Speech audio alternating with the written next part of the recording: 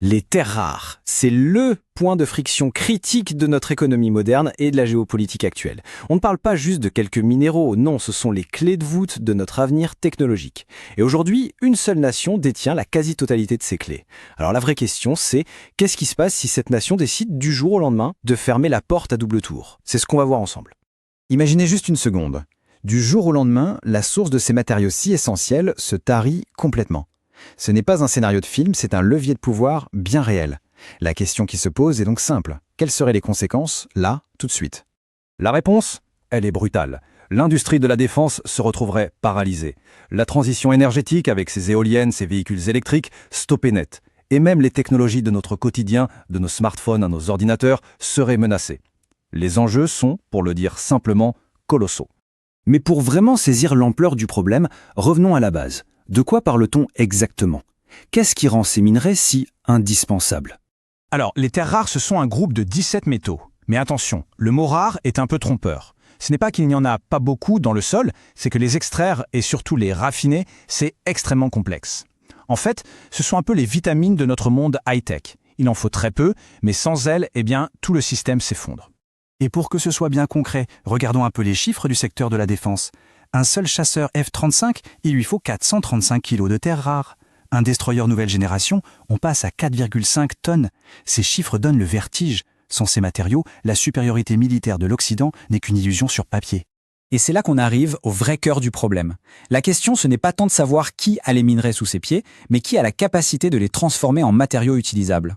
Et là, le constat est sans appel.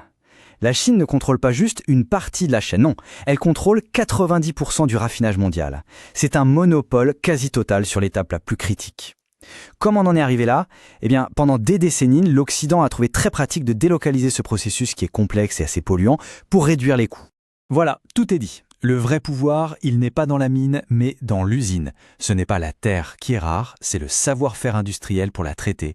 Et c'est cette capacité développée sur 30 ans qui donne aujourd'hui un pouvoir immense à ceux qui la maîtrisent. Et ce pouvoir, il n'a plus rien de théorique. Pékin a commencé à s'en servir comme une véritable arme économique. Voyons un peu comment. On observe une escalade méthodique, presque chirurgicale. Avril 2025, un premier régime de licence est mis en place. En octobre, une deuxième vague de restrictions. Et puis en janvier 2026, la pression monte d'un cran avec des mesures qui ciblent très directement un allié majeur des États-Unis, le Japon. Chaque étape est une démonstration de force. Alors pourquoi le Japon? La réponse est purement géopolitique. Ces restrictions sont tombées juste après que Tokyo ait publiquement lié sa propre sécurité à celle de Taïwan. Le message envoyé par Pékin est limpide. Tout soutien à Taïwan aura un coût économique, un coût direct et immédiat.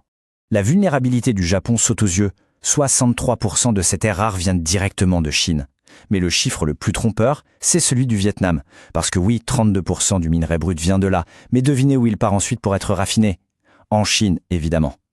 La dépendance réelle est donc bien plus proche de 95% que de 63%.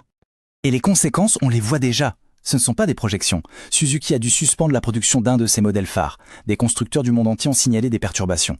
On se souvient même qu'une usine Ford avait dû fermer quasi instantanément lors d'une restriction précédente. L'impact sur l'industrie est immédiat. Face à cette arme économique, c'est un véritable électrochoc qui parcourt l'Occident. Une course effrénée s'engage pour construire des alternatives et reconquérir une souveraineté qui a été perdue. Le vrai point de bascule, le voici. Une date à retenir, le 1er janvier 2027. À partir de ce jour, le Pentagone a décrété une interdiction totale. 0 terres rares d'origine chinoise dans sa chaîne d'approvisionnement. C'est une échéance qui met une pression absolument immense sur toute l'industrie de la défense. On assiste donc à un changement complet de paradigme. C'est la fin du modèle de la chaîne d'approvisionnement unique, optimisée pour le coût, mais dangereusement fragile.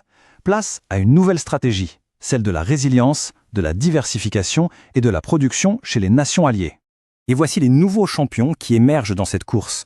En Australie, on a Lynas Rare Earths, un acteur majeur non chinois. Et en Amérique du Nord, une entreprise comme Realloys Inc. a une ambition encore plus grande, construire une chaîne d'approvisionnement 100% locale, de la mine jusqu'à l'aimant. Le modèle de Realloys est vraiment conçu pour une indépendance totale. Une usine de traitement ultramoderne au Canada, pilotée par une IA, et une usine de métallisation aux États-Unis. Le résultat? Une chaîne de valeur entièrement nord-américaine, totalement coupée de toute dépendance vis-à-vis de la Chine.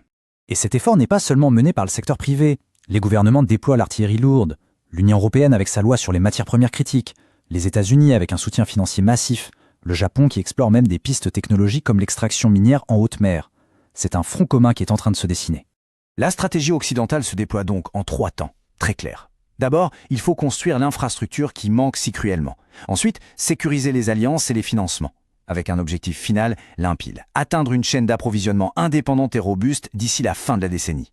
Au fond, ce n'est pas seulement une question économique. C'est une véritable course contre la montre pour la souveraineté technologique et la sécurité nationale. L'Occident a le savoir-faire, il a les ressources, mais le temps presse. La vraie question est, pourra-t-il rattraper une décennie de retard avant que le chronomètre n'atteigne 0 ?